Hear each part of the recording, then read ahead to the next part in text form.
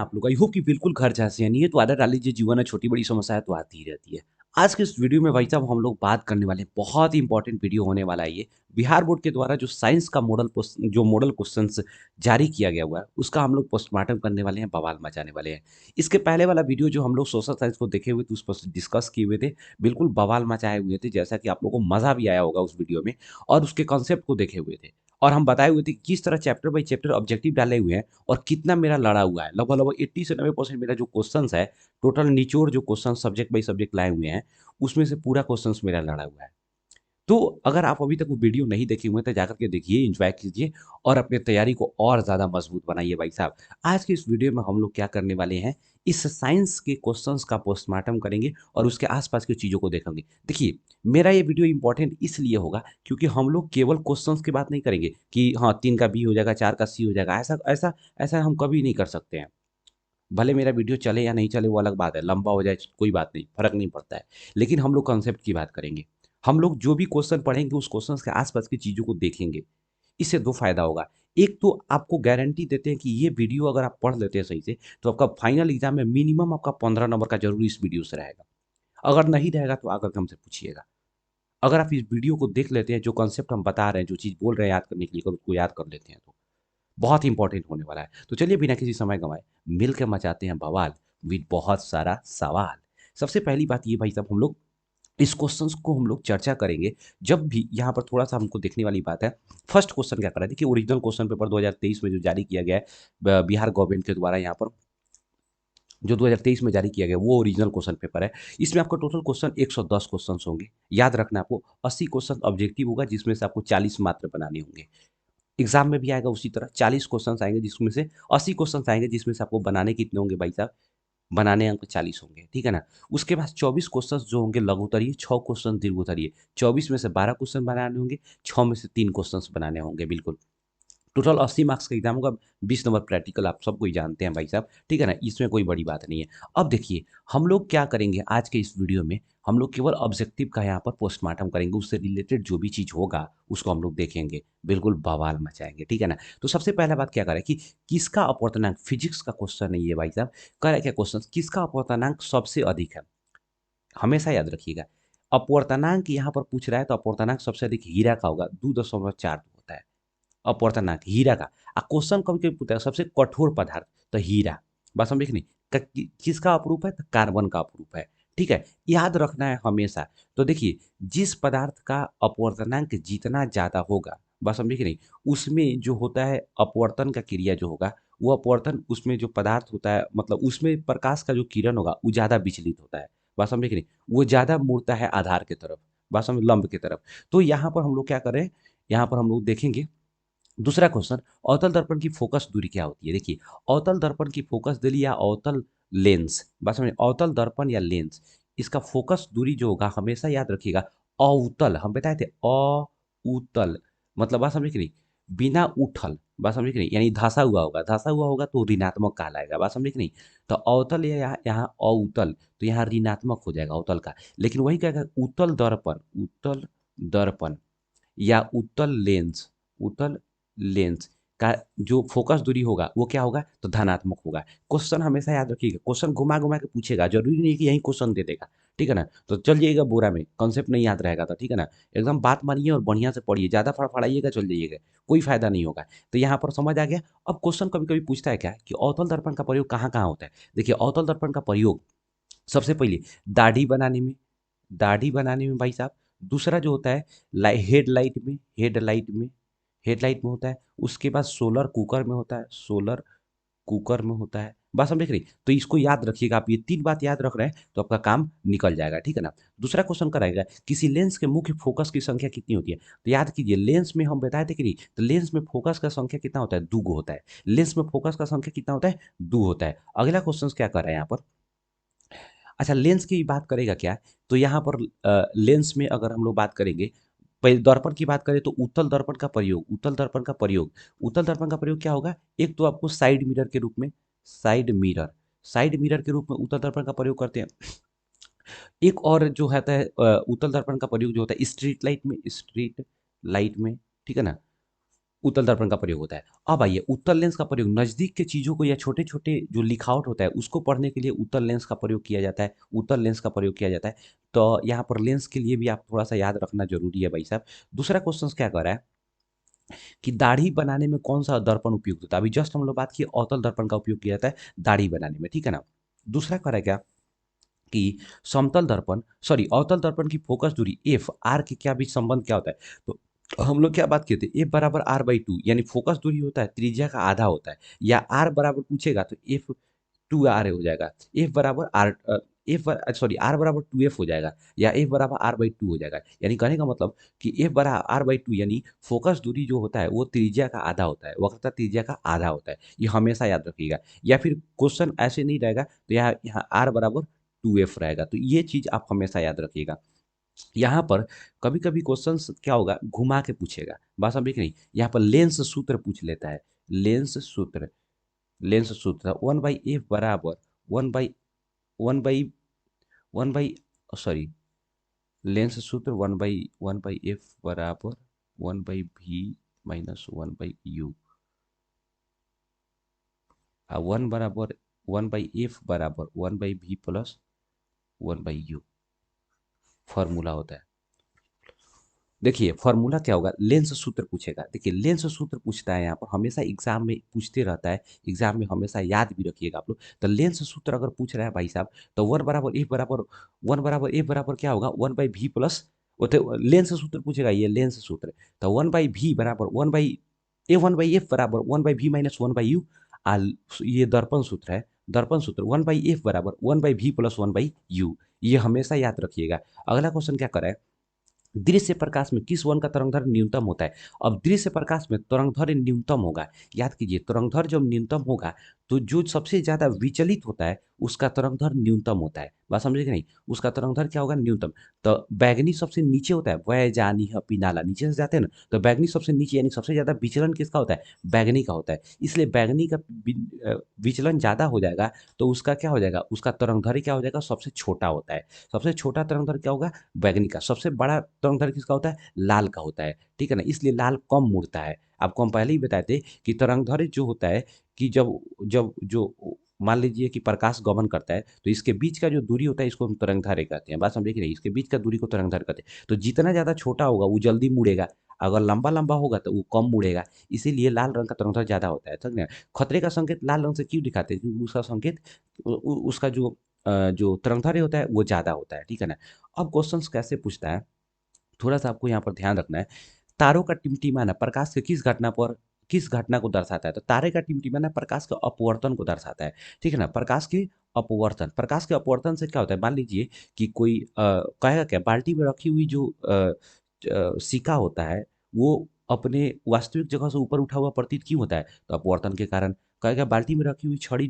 टेढ़ा प्रतीत क्यों होता है तो अपवर्तन के कारण होता है प्रकाश के परावर्तन का मुख्य परिणाम क्या होता है हम किसी भी वस्तु को देख पाते हैं कहेगा प्रकाश के परावर्तन के कितने नियम है दो को प्रकाश के अपवर्तन के कितने नियम है दो को हमेशा याद रखिए ये चीज अब दूसरा कहना है प्रकाश के प्रकीर्णन का कोई एक उदाहरण दीजिए जैसे सूर्य रक्ताभ सूर्योदय और सूर्यास्त के समय सूर्य क्या होता है रक्ताभ प्रतीत होता है लाल रंग का दिखाई देता है इस ये प्रकीर्णन के कारण हो पाता है बात समझ आया कहेगा क्या क्वेश्चन ऐसा पूछता है कि प्रकाश में सॉरी वायुमंडल में इंद्रधनुष बनता है ये इसका मुख्य कारण क्या है तो ये प्रकाश का वन विक्षेपण प्रकाश का अपवर्तन ये जो है दोनों का कारण है बात समझे कि नहीं अभी यहाँ पर कह रहा है क्या निम्नलिखित में से प्रकाश की चाल सबसे अधिक कहाँ होती है देखिए निम्नलिखित प्रकाश का चाल सबसे अधिक जो होता है भाई साहब याद रखिएगा निर्वात में होता है 3.3 × 10⁻⁸ मीटर प्रति सेकेंड होता है ये निर्वात में प्रकाश का चाल होता है लेकिन वायु में थोड़ा कम होता है 2.95 × 10⁻⁸ मीटर प्रति सेकेंड होता है तो थोड़ा सा कम होता है वायु में क्योंकि उसमें धुलकन उल्कन होता है तो वो प्रकाश को थोड़ा सा रोकता है उससे गति को कम कर देता है ठीक है ना तो यहाँ पर कम हो जाता है तो वायु और निर्वात दोनों दिया हो तो निर्वात में अगर निर्वात नहीं दिया है ऑप्शन में खाली वायु दिया है तो वहाँ वायु मारिएगा बात समझे कि नहीं हमेशा एग्जाम में क्वेश्चन पूछते रहता है और लड़का सब क्या होता है वहाँ पर गलती मार देता है बात समझे उसके बाद थोड़ा सा कम होता है आपको नीचे चल आइए तो थोड़ा सा कम हो जाता है क्या नाम है इसका आपको जल में ठीक है ना उससे भी कम हो जाता है कांच में बात समझ रहे? जितना ज़्यादा माध्यम सघन होगा, प्रकाश का चाल क्या होगा, उतना ही धीमा हो जाता है। अब माध्यम जितना ही माने रुकावट नहीं आएगा, सघनता कम होगा, तो प्रकाश तेज़ी से भागेगा। बात समझे कि नहीं? करेक्ट। प्रकाश के अपवर्तन के कितने नियम हैं? अभी जस्ट हम लोग बात किए प्रकाश के अपवर्तन के 2 नियम हैं। प्रकाश के परावर्तन के कितने नियम हैं? तो 2 नियम हैं। बात समझे कि नहीं? तो ये क्वेश्चन बड़ी इंपॉर्टेंट है, अगर नहीं याद रखिएगा। अब कहेगा परावर्तन कितने प्रकार का होता है, तो परावर्तन जो होता है 2 प्रकार का, नियमित परावर्तन, अनियमित परावर्तन। तो परावर्तन के नियम भी 2 गो, परावर्तन कितने तरह का होगा, तो 2 तरह का होगा। बात समझे कि नहीं? अगला क्वेश्चन क्या कह रहा है कि जल विद्युत संयंत्र किस विद्युत जल विद्युत संयंत्र ऊर्जा को किस विद्युत ऊर्जा में निरूपित करता है? देखिए, ऊर्जा को विद्युत ऊर्जा ऊर्जा में रूपांतरित करता है। किस विद्युत ऊर्जा को मतलब यहाँ पर करेगा, तो यहाँ पे स्थितिज ऊर्जा को जो होता है ना भाई साहब, यहाँ पर हमेशा याद रखिएगा, क्योंकि स्थितिज ऊर्जा को क्या करता है भाई साहब, वो विद्युत ऊर्जा में बदलता है। जैसे मान लीजिए कि कहीं बांध बनाया हुआ है, तो बांध में जो पानी होता है एक जगह इकट्ठा रहता है, तो वो जमा रहता है, तो स्थितिज ऊर्जा में रहता है, ठीक है ना। और उसके बाद उस पानी को गिराया जाता है टरबाइन पर, तब तो विद्युत बनता है, तो इसलिए वो स्थितिज ऊर्जा का बात यहाँ पर कहा जा रहा है। दूसरा कह रहा है क्या, जलता हुआ मोमबत्ती बदलता है, तो अगर मान लीजिए मोमबत्ती जलता है ना, तो वो रासायनिक प्रगति को ऊर्जा को क्या कर रहा है, प्रकाश ऊर्जा में बदल रहा है। रासायनिक ऊर्जा को क्या बदल रहा है, प्रकाश ऊर्जा में बदल रहा है। याद कीजिएगा हमेशा। एक और याद रखिएगा, जो डायनेमो डायनेमो डायनेमो जो होता है वो किस ऊर्जा को किस ऊर्जा में बदलता है, और मोटर, ये दो को बहुत हम फिजिक्स क्लास में पढ़ाए हुए हैं। मोटर, ये दो को आप थोड़ा सा जरूर मेरे कमेंट बॉक्स में जरूर छापिएगा भाई साहब, अगर आप पढ़े हुए हैं हमको पता है, और आपको ये दोनों क्वेश्चन याद रहना चाहिए। एग्जाम में गारंटी जो इसमें से रहता है, ये तीनों में से जरूर एगो दूगो क्वेश्चन पूछ ही देता है। बात समझे कि नहीं? अगला क्या रहता है, एक विद्युत सेल से धारा प्राप्त करने पर इनके सिरों के बीच का विभवांतर क्या होता है? देखिए, जब किसी विद्युत सेल से धारा प्राप्त किया जाता है ना, तो उनके बीच का विभवांतर कम हो जाता है। विभवांतर क्या होता है, कम हो जाता है, क्योंकि ये लगातार क्या होता है, वहाँ से प्रभावित होते रहता है, तो वहाँ पर क्या हो जाएगा, वो कम हो जाएगा। दूसरा क्वेश्चन क्या कर रहे हैं मेरे भाई, दूसरा क्वेश्चन का है क्या, प्रतिरोध प्रतिरोध का मान बढ़ाने के लिए, प्रतिरोध का मान बढ़ाने के लिए प्रतिरोधकों को जोड़ा जाता है। बहुत इंपॉर्टेंट क्वेश्चन है। हम जब फिजिक्स पढ़ा रहे थे तो उसमें बताए थे कि जब मान लीजिए प्रतिरोध को अगर आप श्रेणी क्रम में जोड़ रहे हैं, श्रेणी क्रम श्रेणी क्रम में जोड़ रहे हैं, तब वहां पर प्रतिरोध का मान क्या हो जाएगा, बढ़ेगा। यानी कहने का मतलब श्रेणी क्रम में जब कोई प्रतिरोध जोड़ा गया है, तो उसको ऐसे जोड़ा जाएगा, R1 + R2 + R3। बात समझे कि नहीं? यहाँ RS बन जाएगा, यानी टोटल रेसिस्टेंस का सम हो जाएगा। दूसरा क्या कर रहा है कि समानांतर क्रम, समानांतर समानांतर क्रम, तो समानांतर क्रम में अगर कोई जोड़ा जाए तो उसको जोड़ा जाएगा बटा में करके, R1/R2/R3 बराबर R सम 1। बात समझे कि नहीं? तो इस तरह क्या होगा, इसका मान घटेगा। तो कह रहा है क्या कि प्रतिरोध को किस क्रम में जोड़ने पर उसका मान बढ़ेगा, तो यहाँ पर याद रखिएगा, श्रेणी क्रम में जोड़ेंगे तो उसका मान बढ़ेगा।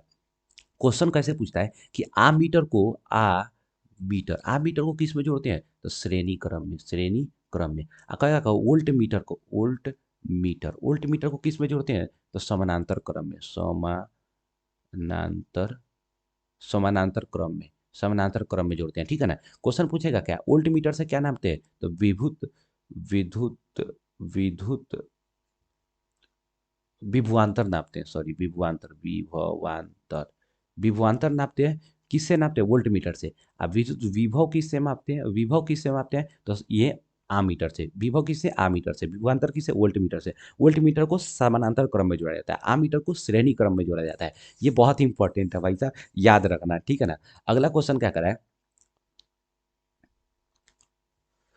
करेक्ट है, विद्युत चुंबक बनाने के लिए प्रायः किस छड़ का उपयोग किया जाता है। देखिए, विद्युत चुंबक बनाने के लिए भाई साहब नरम लोहा का यूज किया जाता है, जबकि अस्थाई चुंबक, कहेगा क्या, अस्थाई चुंबक बनाने के लिए किसका, इस्पात का यूज किया जाता है। देखिए, बहुत इंपॉर्टेंट क्वेश्चन कहता है, कहेगा इस्पात जो होता है ना, इस्पात जो होता है, ये किसका मिश्रण होता है, तो याद रखिएगा, लोहा लोहा प्लस कार्बन का मिश्रण होता है, लोहा प्लस कार्बन का। ये 98%, ये लगभग 2% का होता है, ठीक है ना। इस्पात को हम स्टील बोलते हैं, स्टील बोलते हैं।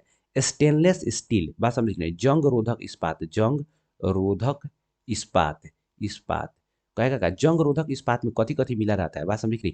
तो एक तो लोहा रहता है, लोहा 73%, क्रोमियम रहता है, क्रोमियम रहता है 18%, निकेल रहता है, निकेल रहता है 8%, और कार्बन रहता है, कार्बन रहता है 1%, 1%।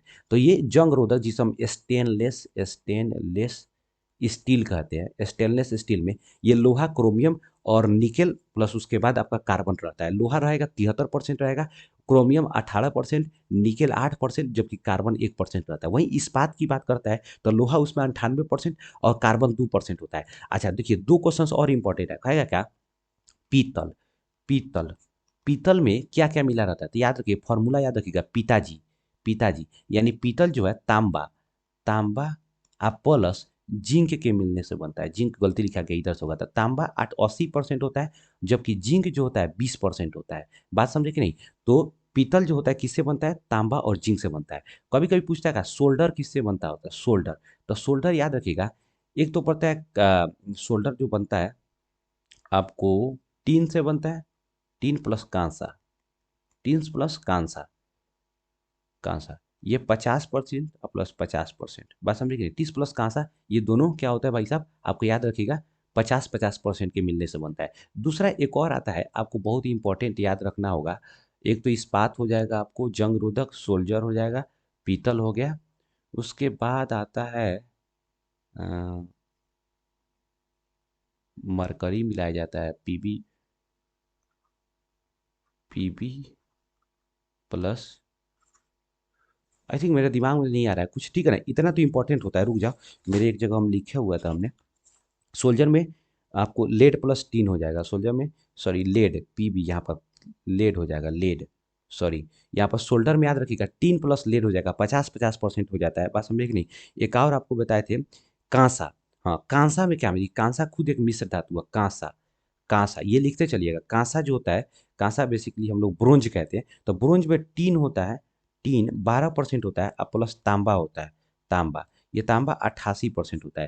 तो याद आप रखिएगा भाई साहब, यहाँ पर हम क्या कह रहे हैं, इधर आ जा भाई, इधर आ जा, इधर आ जा, हाँ, ठीक है ना? तो कांसा में क्या होगा भाई? टीन और तांबा 12%, 88%। सोल्डर में क्या होता है?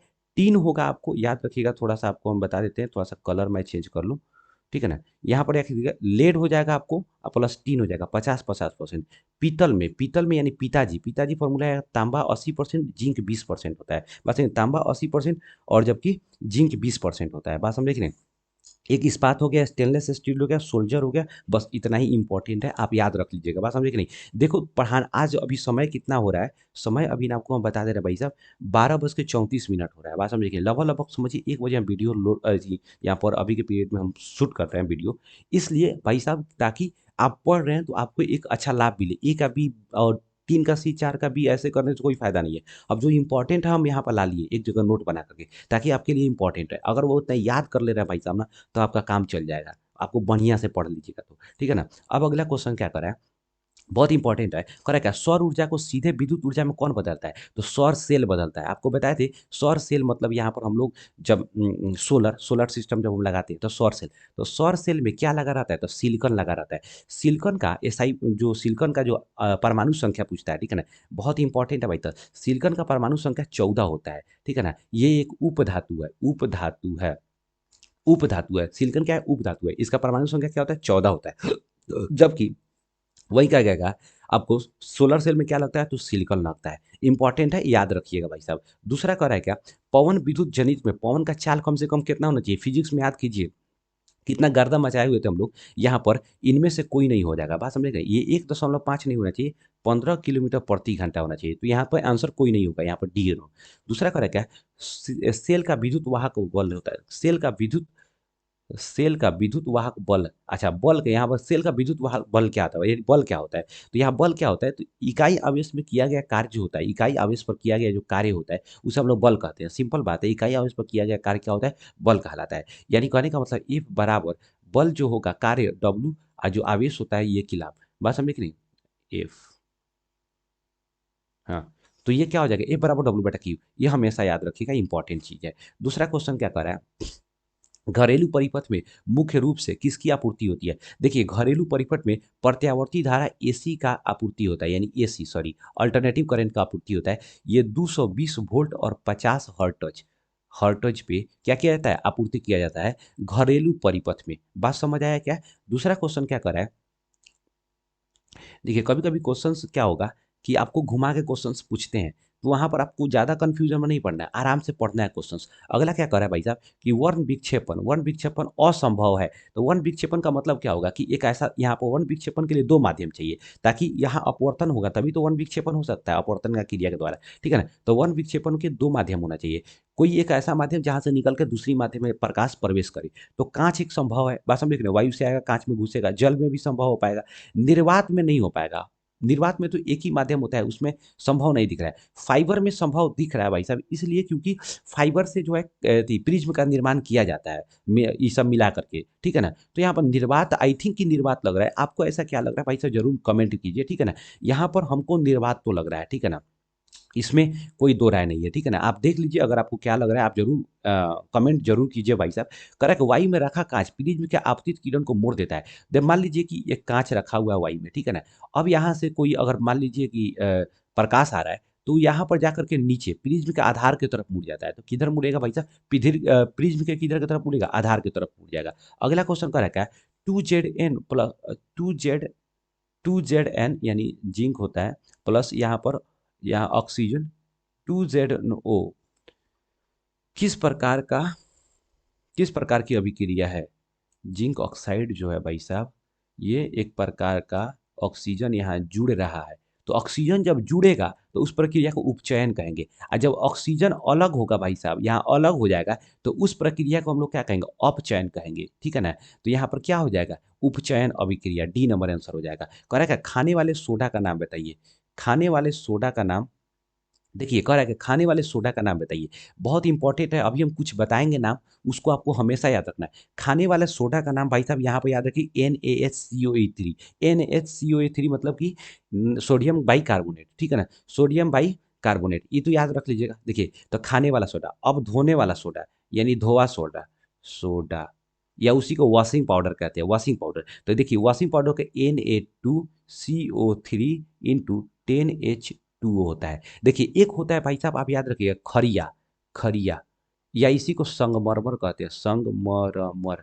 अब अगर हम बता रहे हैं ना, इसमें से जरूर एक नंबर रहेगा, ये पूरा याद कर लीजिएगा, तो जरूर एक नंबर 100% रहेगा। संगमरमर का क्या होगा, CaCO3 होता है। उसके बाद क्या आएगा, बुझा हुआ चूना, बुझा हुआ चूना। तो बुझा हुआ चूना का क्या होगा, CaOH का होल ट्वाइस हो जाएगा, क्या हो जाएगा, बुझा हुआ चूना। उसके बाद भुजा हुआ चूने के बाद खरिया हो गया, खाने वाला सोडा हो गया। उसके बाद याद है bleaching powder, bleaching bleaching bleaching powder, ठीक है ना, ब्लीचिंग पाउडर, पाउडर। तो ब्लीचिंग पाउडर क्या हो जाएगा, CaCl2, CaCl2, बात समझे कि नहीं। ब्लीचिंग पाउडर, एक मिनट थोड़ा सा कंफ्यूजन मेरा यार, ब्लीचिंग पाउडर, हाँ CaCl2, ब्लीचिंग पाउडर क्या हो जाएगा, CaCl2 हो जाएगा, ठीक है ना। अब दूसरा याद करना, POP यानी प्लास्टर ऑफ पेरिस। तो प्लास्टर ऑफ पेरिस का CaSO4 इंटू 1/2 और the hydrate H2O, CaSO4 into 1/2 H2O, ये प्लास्टर ऑफ पेरिस का। और क्या बच जा रहा है, चीनी ग्लूकोज, तो आप लोग सब किसी को पता ही होता है। नमक एक हो जाएगा, नमक। तो नमक का क्या हो जाएगा, NaCl, नमक का NaCl हो जाएगा। बाकी चीनी ग्लूकोज आप लोग को उसमें कोई सोचने वाला बात नहीं है, हर कोई पहले से पढ़ते आ रहा है। उसके बाद बस मेन मेन आपका ये है, मेन आपका इतना अगर याद रखें। उसके बाद एक चीनी का याद रख लीजिए, चीनी का, एक ग्लूकोज का, ठीक है ना, ग्लूकोज का। चीनी सब किसी को पता होगा, फिर भी हम लिख दे रहे हैं, C12H22O11। और ग्लूकोज का क्या हो जाएगा, C6H12O6, ठीक है ना, ये ग्लूकोज का होता है। कभी कभी बेंजीन का फॉर्मूला पूछ जाता है, बेंजीन, तो C6H6 होता है बेंजीन का फॉर्मूला, बात समझे कि नहीं, हमेशा याद रखिएगा ये चीज़ थोड़ा सा। तो कह रहा है क्या, खाने वाला सोडा का रासायनिक सूत्र क्या होता है, NaHCO3 होता है खाने वाला सोडा का। दूसरा, कमरे के ताप पर द्रव अवस्था में क्या पाया जाता है। देखिए कमरे के ताप पर द्रव अवस्था में पारा पाया जाता है। इसका फॉर्मूला Hg होता है, मरकरी के नाम से होता है, ठीक है ना। फॉर्मूला क्या होता है, Hg होता है। लोहा का फॉर्मूला क्या होता है, यानी इसका सिंबल Fe होता है। जबकि सोडियम का Na होता है 11, जबकि तांबा में Cu होता है 29। बस समझे कि नहीं, कॉपर 11, और उसके बाद पारा, पारा का कितना होता है भाई साहब, 80 होता है, ठीक है ना। जबकि एक बात हमेशा याद रखिएगा, ए यू और ए जी होता है चांदी का, और चांदी का एटॉमिक नंबर 47। जबकि ए यू जो होता है सोना को कहा जाता है, इसका कितना होता है 79। सोना का कितना होता है आप लोग को पता ही होगा सारा का चीज। कुछ और इंपॉर्टेंट है हम आपको लिखा दे रहा है, इसलिए हम एक जगह नोट्स बना कर रखे हुए हैं ताकि जो इंपॉर्टेंट इंपॉर्टेंट है आपको दिखा दे, छूटे नहीं मेरे दिमाग से, ठीक है ना। यहाँ पर उसके बाद आप याद रखिएगा पारा तो ये पर हो जाएगा दौरे वाली, उसके बाद पारा तो ये धातु कहेगा तो पारा, अधातु कहेगा अधातु, अधातु कहेगा तो वो ब्रोमीन हो जाएगा, तो ब्रोमीन, अधातु कहेगा ब्रोमीन, तो ब्रोमीन का जो बेसिकली होता है वो 35 होता है, ब्रोमीन का जो 35 होगा, एटॉमिक नंबर कितना हो जाएगा 35 हो जाएगा। उसके बाद आपको हमेशा याद रखना है पीबी का याद रखना है, बात समझे कि नहीं। एक पीबी का याद रखिएगा, पीबी यहाँ पर लेड का पूछ लेता है, लेड का पूछ लेता है उसका 82 हो जाएगा, लेड का 82 हो जाएगा। और इंपॉर्टेंट कौन कौन सा हो जाएगा बाकी साथ साथ में मिलते चलेगा, आप याद रखिएगा। उसके बाद हम तो आपको बताते ही चलेंगे। अभी जो जो बता रहे हैं ना भाई साहब वो बहुत इंपॉर्टेंट है यार, उसको थोड़ा सा देखना बहुत जरूरी है। दूसरा क्या है आवर्त सारणी में शून्य समूह का तत्व कौन है, हीलियम है। शून्य समूह का तत्व कौन है, हीलियम है, निष्क्रिय गैस जिसको कहते हैं, ठीक है ना। अगला क्या है, करेगा सोडियम कार्बोनेट के जलीय विलयन में मेथिल ऑरेंज का विलयन मिलाने पर विलयन का रंग परिवर्तित होकर कैसा बन जाता है, तो गुलाबी कलर का बन जाता है। करेगा ग्लोबल वार्मिंग के लिए उत्तरदायी गैस कौन है, CO2 है। ग्लोबल वार्मिंग के लिए कौन सा उत्तरदायी गैस है, CO2 है। अगला क्वेश्चन, गंधक का परमाणु संख्या क्या होता है। ओ भाई गंधक, गंधक को हम लोग एक बार याद रखिएगा सोरा भी कहते हैं, गंधक को हम लोग सोरा भी कहते हैं, जिसको हम लोग सल्फर, सल्फर भी कहते हैं। तो सल्फर का परमाणु संख्या कितना हो जाएगा 16।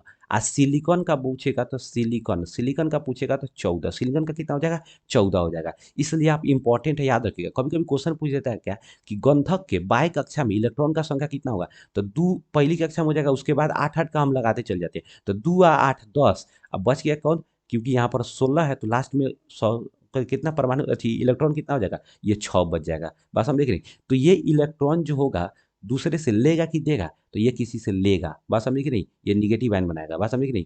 और दूसरा सिलिकॉन के बाहरी कक्षा में इलेक्ट्रॉन का संख्या कितना हो जाएगा, तो 2 + 8 10 और लास्ट में बच गया 4, यहाँ पर 4 हो जाएगा। ऐसे आपको याद थोड़ा सा करना होगा, इंपॉर्टेंट है। दूसरा क्या रहेगा, अम्ल का जलीय विलयन विद्युत का संचालन करता है, क्योंकि अम्ल जल में क्या होता है, अम्ल जल में क्या होता है भाई साहब, अम्ल जल में आयनित हो जाता है। अम्ल जल में क्या होता है, आयनित हो जाता है। अम्ल जल में घुल करके हाइड्रोजन आयन, हाइड्रोजन प्लस यानी हाइड्रोजन आयन क्या करता है, उत्पादित करता है, उत्पन्न करता है। क्वेश्चन पूछता है, एक बार एग्जाम में पूछा हुआ था, अम्ल जल में घुल करके क्या बनाता है, तो हाइड्रोजन आयन बनाता है। अधिकतर धातुओं का ऑक्साइड क्या होंगे, जब कहेगा धातु के ऑक्साइड तो धातु के ऑक्साइड क्षारीय होगा, ये अम्लीय अधातु का होता है। अधातु का ऑक्साइड क्या होता है, अम्लीय होता है, बात समझे कि नहीं। दूसरा क्वेश्चन कह रहा है क्या, सोने में सोने में निम्नलिखित कौन सी धातु मिलकर मिश्र धातु तैयार किया जाता है, तो सोना में कथी मिलाया जाएगा, सोना में याद रखिए कॉपर मिलाया जाता है, तांबा, बात समझिए कि नहीं, कॉपर मिलाया जाता है, तांबा, ठीक है ना। एग्जाम में हमेशा ये एग्जाम में पूछते रहता है। सोना को मापने के लिए कैरेट का यूज किया जाता है बेसिकली, ठीक है ना। उस पर हॉलमार्क क्या लगाया, उस पर हॉलमार्क लगाया जाता है उसकी शुद्धता के लिए। दूसरा क्या रखा है, NaCl, सोडियम क्लोराइड, और यहाँ पर AgNO3, सिल्वर नाइट्रेट। ये AgCl यानी कहने का मतलब यहाँ पर किस प्रकार का अभिक्रिया पूछ रहा है ना, तो यहाँ पर सोडियम क्लोराइड और यहाँ पर सिल्वर नाइट्रेट दे दिया, ठीक है ना। तो सिल्वर नाइट्रेट में यहाँ पर क्लोरीन आ जाता है, यानी इधर का इधर ट्रांसफर हो गया, मतलब इधर का इसमें ट्रांसफर हो गया, और NO3 जो है Na के साथ मिल गया, यानी कहने का मतलब क्या हो गया, इधर का इधर ट्रांसफर, इधर का इधर ट्रांसफर हो गया, यानी कहने का मतलब द्विविस्थापन हो गया। ये विस्थापन, विस्थापन का मतलब क्या होता है, जो एक स्थान से छोड़ करके दूसरे स्थान में मिल जाता है, ठीक है ना, विस्थापन हो जाएगा, ठीक है ना। तो यहाँ पर दोनों एक दूसरे से बदल ले रहा है, तो द्विविस्थापन हो जा रहा है, तो इसलिए द्विविस्थापन हो जाएगा, ठीक है ना। बहुत इंपॉर्टेंट है, याद रखिएगा। सिलिकॉन क्या है, सिलिकॉन एक उप धातु है जिसका परमाणु संख्या 16 होता है, इसके बाहरी कक्षा में इलेक्ट्रॉन का संख्या 6 होता है। सिलिकॉन का उपयोग किसमें किया जाता है, सोलर सॉरी सौर सेल में यूज किया जाता है, बात समझे कि नहीं। अगला करा क्या है, ये तत्व, वे तत्व जिनके बाहरी सेल पूर्ण होते हैं उसे क्या कहते हैं, जिनके बाहरी सेल पूर्ण हो जाते हैं उसे उत्कृष्ट गैस कहते हैं, नोबल गैस कहते हैं। अगला क्वेश्चन, खड़िया का रासायनिक सूत्र क्या होता है, देखिए हम बोले थे खड़िया या रासायनिक या खड़िया या संगमरमर, तो खड़िया या संगमरमर का जो फॉर्मूला होता है CaCO3 होता है। पीछे हम बताए हैं, उसको याद कर लीजिएगा, इंपॉर्टेंट है, पहले ही बता चुके हैं, अभी भी आपको याद रखना है। करेगा निम्नलिखित में से कौन अधिक अम्लीय ऑक्साइड होता है, तो अधिक अम्लीय SO2 होगा, इसी से ना अम्ल वर्षा होता है भाई साहब, ठीक है ना। दूसरा क्वेश्चन कर रहा है, निम्नलिखित में से एल्काइन है, एल्काइन, एल्काइन कह रहा है, आइन कह रहा है, देखिए फॉर्मूला 3 को याद रखिएगा। एक जो होता है भाई साहब आपको alkene, alkene, alkane, alkene, alkyne, alkyne. देखिए फॉर्मूला एल्केन, एल्कीन, एल्काइन, जोड़ दे छोड़ दे घटा दे, जोड़ दे छोड़ दे घटा दे। फॉर्मूला क्या रखना है? एल्केन, एल्कीन, एल्काइन, जोड़ दे छोड़ दे घटा दे। क्या जोड़ दे छोड़ दे? तो इसमें याद रखिएगा CnH2n+2, इसमें जोड़ दिए ही दो जोड़ दिए। देखिए CnH2n, इसमें देखिए CnH2n-2। तो कहने का मतलब मेरे भाई ये है, यहाँ पर थोड़ा सा आपको ध्यान रखना है कि यहाँ पर हम दो तक जोड़ दिए, यहाँ पर हम छोड़ दिए और यहाँ पर घटा दिए। बात समझे कि नहीं? तो एल्केन में जोड़ दिए, एल्कीन में छोड़ दिए, एल्काइन में घटा लिए। जोड़ दे छोड़ दे घटा दे, यहाँ पे याद रखना है। यहाँ पर पूछ क्या रहा है? एल्काइन पूछ रहा है, यानी एल्काइन में क्या हो रहा है? घटेगा। यानी यहाँ पर जो फॉर्मूला यानी एन के जगह पर जो होगा उसके दुगुना से दो कम होगा। तो यहाँ पर याद रखिए, यहाँ पर C1 है तो यहाँ पर H4 कैसे हो जाएगा? संभव नहीं है, ठीक है ना। यहाँ C2 है तो H4 हो पाएगा? दो दूना चार माइनस दो, दो होना चाहिए, C2H2 होना चाहिए। तो C2H2 क्या हो जाएगा? C2H2, यानी कहने का मतलब meth eth prop but pent hex hept oct non dec, total 10 को होता है। बात समझ नहीं? तो यहाँ पर मीथ एथ, तो यहाँ पर क्या हो जाएगा? या एल्काइन, तो मिथ एथ एल्काइन हो जाएगा तो C2H2 हो जाएगा। बात समझ नहीं? कैसे हो जाएगा? C2 हो जाएगा H2 × 2 - 2, तो C2 H, दो दूना चार माइनस दो H2। तो फॉर्मूला सही हो जाएगा कि नहीं हो जाएगा? इसलिए सी आंसर होगा। अगला कह रहा है क्या? CH3 ओ C2H5 का आयुपैक नाम क्या होगा? भाई साहब ये बहुत इंपॉर्टेंट है, थोड़ा सा समझो। कह रहा है क्या? CH3, यानी कहने का मतलब यहाँ H का मान जो है दुगुना से ज़्यादा बढ़ गया। C का मान 1 है, C का मान 1 है तो H का मान 2 × 1, तो या तो 2 × 1 होना चाहिए, 2 होना चाहिए, या फिर 2 × 1 + 2 यानी 4 होना चाहिए। बात समझे कि नहीं? और नहीं तो 2 × 1 - 2 यानी 0 होना चाहिए। संभव है नहीं है ये, ठीक है ना। तो यानी कहने का मतलब ज़्यादा है तो इसका मतलब क्या हो गया? ये इसका मतलब हो गया मीथ वाला बात है। यानी यहाँ पर मिथ की जो बात है, यहाँ ओ भी लग गया तो मेथॉक्सिन भी हो जा रहा है, मिथ का बात हो रहा है। दूसरा C2H5 का बात कर रहा है तो C2H5 का मतलब क्या होगा? मिथ एथ, तो एल्केन वाला बात है एथेन, तो एन एल्केन तब ना एथेन बनेगा, तो यहाँ पर एथेन हो जाएगा। तो ऑप्शन क्या बन जाएगा? Methoxy ethane. कितना लोग मार रहे हैं भाई साहब? Ethoxy methane, ethyl methyl, ethyl methyl ether, गबड़ा जाएगा, ठीक है ना। मेथॉक्सिन एथेन यहाँ पर क्या हो जाएगा? सही हो जाएगा। यहाँ पर थोड़ा सा अगर पढ़े होंगे, कॉन्सेप्ट बढ़िया होगा तो बवाल तरीका से आप इसको पोस्टमार्टम कर सकते हैं। अगला क्वेश्चन का है निम्न में से कौन यौगिक ईंधन के रूप में इस्तेमाल किया था? एथेनॉल। हम तो जहाँ तक जानते हैं एथेनॉल को, क्या एथेनॉल तो 100% होगा ही ईंधन के रूप में इस्तेमाल, क्योंकि अभी भी हमारी सरकार बीजेपी की गवर्नमेंट जो है, नितिन गडकरी साहब अभी जस्ट बोले थे कि हम पेट्रोल में 20% एथेनॉल मिला करके क्या करेंगे? चलाएंगे। अगला 2025 तक ये क्या किया हुआ है? निर्धारित लक्ष्य निर्धारित किया गया है कि हम पेट्रोल में 20% क्या करेंगे? एथेनॉल मिला देंगे। ईख के गन मतलब गन्ना से निकाला जाएगा उसको, चावल सड़ा हुआ गला हुआ चावल होता है उससे भी एथेनॉल निकाला जा सकता है, और उसको हम यूज करेंगे किसमें? हम ईंधन के रूप में यूज करेंगे। तो यहाँ पे एथेनॉल हो जाएगा। बात समझ नहीं? प्रोपेनॉल एथेनॉल कम के बारे में हमको पता नहीं है, एक बार सर्च थोड़ा सा कर लेना, समझ लेना भाई साहब, ठीक है ना। दूसरा का रहेगा सोडियम हाइड्रोक्साइड जिंक से अभिक्रिया करके निम्नलिखित में से कौन सा उत्पाद बनाता है? तो सोडियम हाइड्राइड जिंक से अभिक्रिया करके क्या बनाता है? तो H2 उत्पाद बनता है Na2, sodium zinc oxide, sodium Na2 ZnO2। तो यहाँ पर बी नंबर आंसर हो जाएगा, Na2ZnO2 + H2 हो जाएगा, ठीक है ना। दूसरा क्वेश्चन का है धोबिया सोडा का रासायनिक सूत्र क्या होता है? तो धोने वाले सोडा का रासायनिक सूत्र आपको बताए थे Na2CO3 × 10H2O, ठीक है ना। तो Na2CO3 × 10H2O, ए नंबर आंसर सही हो जाएगा, ठीक है। अगला क्वेश्चन क्या कर रहा है मेरे भाई? अगला क्वेश्चन कह रहा है क्या कि अम्लराज, अम्लराज, अम्लराज में सांद्र, अम्लराज में सांद्र HNO3 प्लस सांद्र HCl, बस हम अम्लराज में सांद्र HNO3 + H। तो याद रखिए यहाँ पर 3 है और यहाँ पर कुछ नहीं तो 1 है, तो 3:1 यहाँ पर हुआ। इसके हिसाब से अगर देखेंगे तो 3:1, लेकिन इसको उल्टा कर दीजिए 1:3। याद रखिएगा यहाँ पर 1:3 हो जाएगा। अगला क्वेश्चन क्या कर रहा है? किसी अभिक्रिया में भाग लेने वाले पदार्थ क्या कहलाते हैं? तो जब कोई रासायनिक अभिक्रिया होगा उसमें भाग लेने वाला पदार्थ होगा तो उसमें हम लोग क्या कहेंगे? अभिकारक।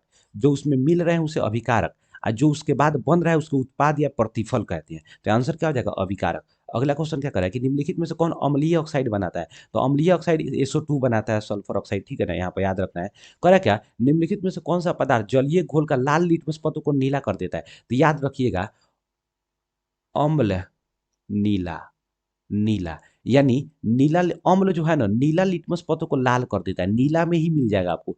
अम्ल नीला होता है, याद रखिएगा ट्रिक के लिए, अम्ल नीला होता है। तो अम्ल जो होगा नीला लिटमस पत्र को क्या कर देगा, लाल कर देगा। तो इसका मतलब उल्टा हो जाएगा, क्षार क्या करेगा, क्षार क्या करेगा, ये लाल लिटमस पत्र को क्या करेगा, नीला कर देगा। तो लाल लिटमस पत्र को नीला कर देता है तो वो कौन सा पदार्थ होगा, क्षार होगा। अगला क्वेश्चन करें, स्वस्थ शरीर का पीएच मान कितना होता है, स्वस्थ शरीर का पीएच मान भाई 7 से लेकर 7.8 के बीच में होता है। देखिए क्वेश्चन दो तरह का क्वेश्चन पूछता है, कहेगा क्या है, अम्ल का पीएच मान क्या होता है, 7 से कम होता है, 7 से कम अम्ल का होता है, जबकि क्षार का पीएच मान क्या होता है, 7 से अधिक होता है, 7 से अधिक अम्ल। कहेगा उदासीन उदासीन विलयन का पीएच मान कितना होता है, 7 के बराबर होता है। कहेगा क्या, शुद्ध जल का पीएच मान क्या होगा, 7 के बराबर होगा, ठीक है ना। शुद्ध जल में क्या होता है, शुद्ध जल में कभी भी करंट इलेक्ट्रिसिटी प्रवाहित नहीं होगा, ठीक है ना। और भारी जल या शुद्ध जल का फॉर्मूला D2O, ड्यूटेरियम ऑक्साइड, ठीक है ना, D2O। अगला क्वेश्चन कर रहा है क्या, निम्नलिखित यौगिक में कौन जल में विलेय है, तो कहेगा जल में जब विलेय कहेगा तो ग्लूकोज याद रखिए, ग्लूकोज का फॉर्मूला C6H12O6, ठीक है ना, ग्लूकोज का फॉर्मूला C6H12O6 होता है, ठीक है ना।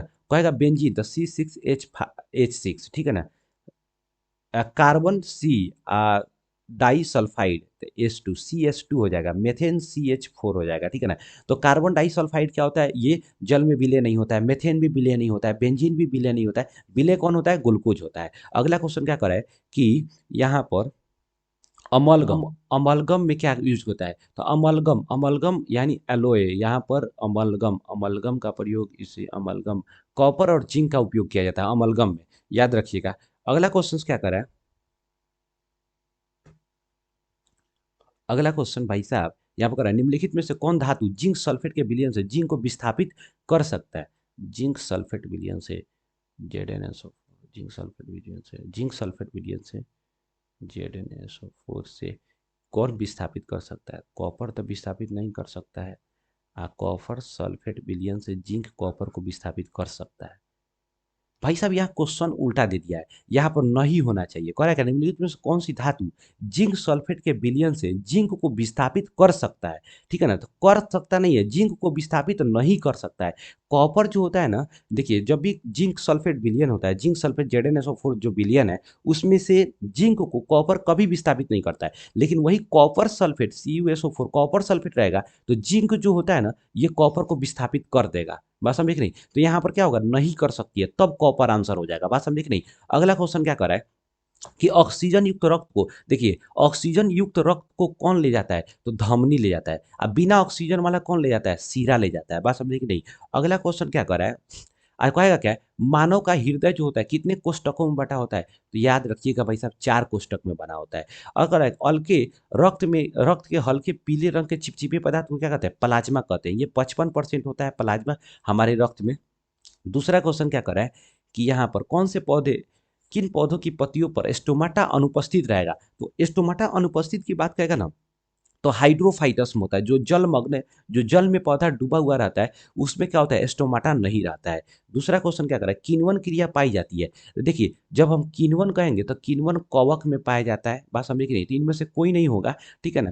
तो यहाँ पर कवक हो जाएगा, बात समझे कि नहीं। कहीं कहीं ईस्ट मिल जाएगा आपको, बात समझे कि नहीं। तो उतना ज़्यादा पूर्ण रूप से ईस्ट का मतलब कि जो है उसमें किण्वन की प्रक्रिया नहीं पाई जाती है, लेकिन यहाँ पर इनमें से कोई नहीं दिया है तो यहाँ पर आंसर इनमें से कोई नहीं होगा। अगला क्वेश्चन का रहेगा पूर्ण विकसित अंडाशय होता है, तो पूर्ण विकसित अंडाशय क्या होगा, फल, बात समझ नहीं।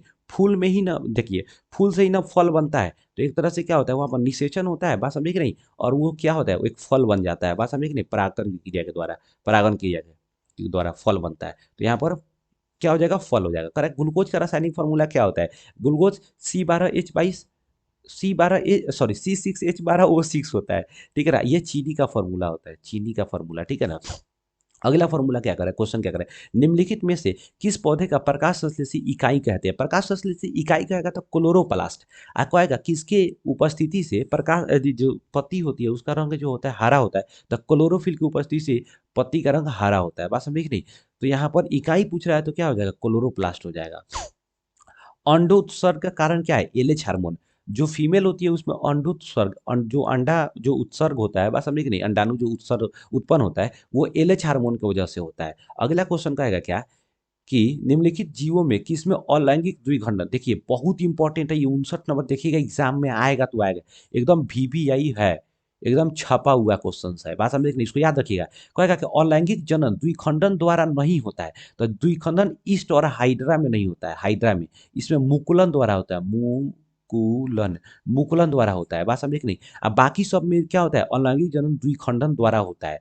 तो क्या कहेगा कि किसमें जो होता है, देखिए ईस्ट और हाइड्रा में मुकुलन द्वारा होता है, बस हम लिख लें अलैंगिक जनन, जबकि अमीबा पैरामीशियम जो है इस सब में क्या होता है, अलैंगिक जनन द्विखंडन के द्वारा होता है। बहुत इंपॉर्टेंट है, याद रखिए भाई साहब। तो इसमें नहीं पूछ रहा था, ईस्ट और हाइड्रा हो जाएगा, ठीक है ना, मुकुलन के द्वारा इसमें होता है। अगला क्वेश्चन क्या कर रहा है, प्रकृति में ऑक्सीजन का संतुलन कैसे बनेगा, तो प्रकाश संश्लेषण के द्वारा बना रहता है, ठीक है ना, क्योंकि वहां से कार्बन डाइऑक्साइड लेता है, ऑक्सीजन देता है, तो इससे क्या होता है, संतुलन बनता है। कह रहा है क्या, भोजन के पाचन में किस रस की भूमिका होती है, पीत रस का भी, आंत रस का, अग्नाशय रस का, इनमें से सभी हो जाएगा, आंसर क्या हो जाएगा, डी हो जाएगा। ट्रिप्सिन नामक एंजाइम पाया जाता है जठर रस में, ट्रिप्सिन नामक एंजाइम किस में पाया जाएगा मेरे भाई, जठर रस में, जठर रस में। अगला क्वेश्चन क्या कर रहा है, अगला क्वेश्चन कर रहा है, आहार नाल का सबसे लंबा क्या होता है, छोटी आंत, लगभग 8 से 10 मीटर लंबा होता है, छोटी आंत, छोटी आंत। देखिए हमारे आंत दो गो है, छोटी आंत बड़ी आंत, बड़ी आंत लंबाई में छोटा होता है, छोटी आंत लंबाई में बड़ा होता है। अगला क्वेश्चन करेगा, मनुष्य के पाचन क्रिया में आरंभ कहाँ से होता है, देखिए मनुष्य का पाचन क्रिया का आरंभ जो होता है मुख गुहा से होता है, मुख गुहा से होता है। कह रहा है निम्नलिखित में से वसा का पाचन में किसका उपयोग होता है, सबसे ज्यादा भूमिका रहता है, तो लाइपेज का, लाइपेज का वसा के पाचन में सबसे ज्यादा भूमिका होता है। कह रहा है क्या, ग्लाइकोलिसिस, ग्लाइकोलिसिस की प्रक्रिया संपन्न होती है, भाई साहब बहुत इंपॉर्टेंट है, याद रखिएगा आपको, कोशिका द्रव में, VBI है, VBI याद रखिएगा, ग्लाइकोलाइसिस की प्रक्रिया कहाँ संपन्न होती है, कोशिका द्रव में, कोशिका द्रव में। अगला करेगा, ओजोन परत क्या है, लाभदायक हो, ओजोन परत क्या है भाई साहब, लाभदायक। ओजोन परत का फॉर्मूला पूछेगा तो O3 होता है, ठीक है ना। ओजोन परत किस सूर्य से आने वाली किस किरण को रोकता है, तो पराबैंगनी किरण को, बैगनी किरण को, जो त्वचा कैंसर के लिए, त्वचा, त्वचा कैंसर, कैंसर के लिए सबसे ज्यादा जो होता है एक तरह से उत्तरदायी होता है। कहता है कौन फूल में नर प्रजनन अंग है, तो फूल में जो है नर प्रजनन अंग पुंकेसर होता है। दूसरा क्वेश्चन क्या कर रहा है कि पौधे में श्वसन क्रिया के अंतर्गत एटीपी टूटने में कितना ऊर्जा मुक्त करती है, तो 30.5 किलो प्रति मोल होता है, बात समझे कि नहीं। अगला क्वेश्चन क्या कर रहा है भाई, इथाइल एल्कोहल को किस प्रकार से श्वसन, अवायवीय श्वसन, अनॉक्सी श्वसन, बात समझिए, अवायवीय श्वसन इसका आंसर हो जाएगा। अगला क्वेश्चन बहुत ही इंपॉर्टेंट क्वेश्चन है भाई साहब, कह रहा है क्या कि रक्त में उपस्थित कौन सी कणिका श्वसन गैस के लिए परिवहन में भाग लेती है, तो याद रखिए लाल रक्त कोशिका है, RBC, इसका जो जीवन काल होता है 120 दिन का होता है। RBC जो होता है ऑक्सीजन ले जाता है, ऑक्सीजन ले जाता है। कहेगा क्या, खून का रक्त, खून का रंग जो होता है लाल किसके कारण होता है, तो हीमोग्लोबिन, हीमोग्लोबिन के कारण होता है। खून में जो थक्का बनता है वो प्लेटलेट्स की वजह से, प्लेटलेट्स, लेट्स की वजह से बनता है। और मानव शरीर में, एक स्वस्थ मानव के शरीर में कम से कम कितना प्लेटलेट होना चाहिए, तो एक मतलब 1.5 लाख होना चाहिए, 1.5 लाख होना चाहिए, अगर इससे कम है तो आपको प्रॉब्लम क्रिएट हो सकता है।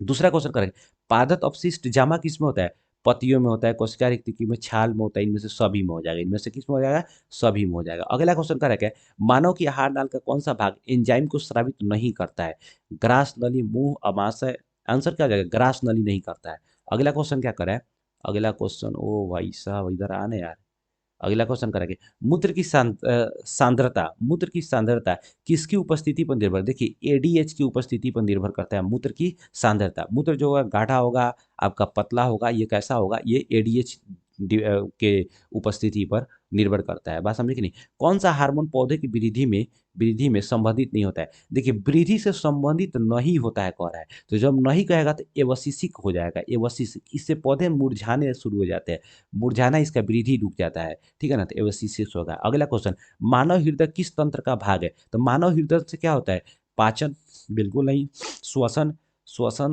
तो ऐसा, हृदय, हृदय से तो श्वसन नहीं होगा, उत्सर्जन भी श्वसन, परिवहन, तो देखिए ब्लड के परिवहन में उसको उसको मतलब एक तरह से साफ करने में, परिवहन करने में उसका मुख्य योगदान होता है, ठीक है ना, हृदय का। जीव विज्ञान की वह शाखा जो गुणों को वंशुक्रम गुण अध्ययन से संबंधित अनुवांशिकी कहलाता है, ठीक है ना, Gregor, Gregor John Mendel, John Mendel, ठीक है ना। इसका जनक कहते हैं जो मटर के पौधे पर पहली बार इसका क्या किए हुए थे, वो इस पर प्रयोग में लाए थे, ठीक है ना। कह रहा है कि श्वसन क्रिया में कौन सा गैस ग्रहण किया जाता है। वाह यार, ये 78 नंबर का तुम तो नहीं बताओ तो कितना लड़का श्वसन क्रिया में कौन सा गैस जो है ग्रहण किया जाता है। तनी हम तुम लोग बताइए 78 नंबर का आंसर क्या होगा, ठीक है ना।